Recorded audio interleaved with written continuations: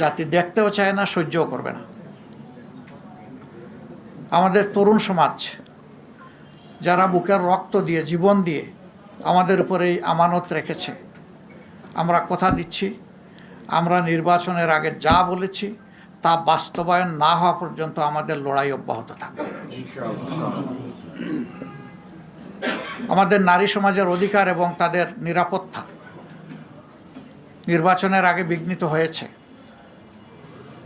আমরা তাদের অধিকার নিরাপত্তার পক্ষে লড়ে যাব, আমরা ছাড় দেব না। আমরা বাংলাদেশের প্রত্যেকটি নাগরিকের পক্ষে আছি। আমরা কোনো দলের পক্ষে নয়, গোষ্ঠীর পক্ষে নয়। আমাদের অবস্থান আপামর জনগণের পক্ষে। এই জায়গা থেকে চুল পরিমাণ সরার আমাদের কোনো সুযোগ নেই। দেশবাসী আমাদের ইন্টেনশন দেখেছেন। আমরা গতকালকেই বলেছিলাম, আমাদের ভদ্রতাকে, ইতিবাচক দৃষ্টিভঙ্গিকে কেউ যদি দুর্বলতা মনে করেন, তারা নিজের উপরে জুলুম করবেন। এটা আমাদের দুর্বলতা নয়, এটা ছিল আমাদের উদারতা।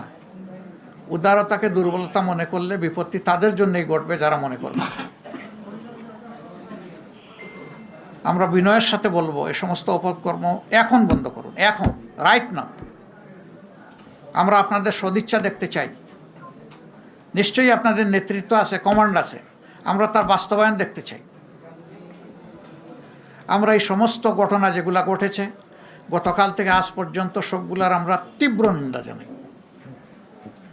এবং আমরা এটার প্রতিকার চাই। আমরা প্রতিশোধের রাজনীতিতে বিশ্বাসী নই, কিন্তু প্রতিকার পাওয়ার এবং নেওয়ার আমাদের অধিকার আছে।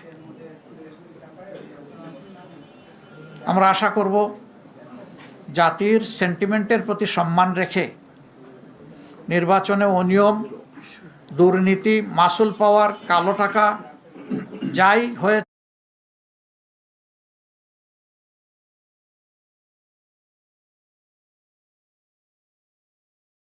হয়েছে এটা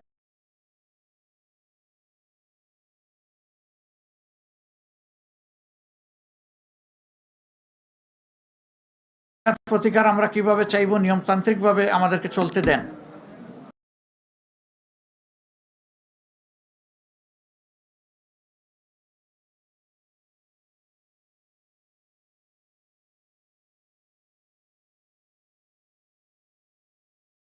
ঋণ খেলাফি, তাদেরকে ঋণের এই দায় থাকা সত্ত্বেও তাদেরকে নির্বাচনে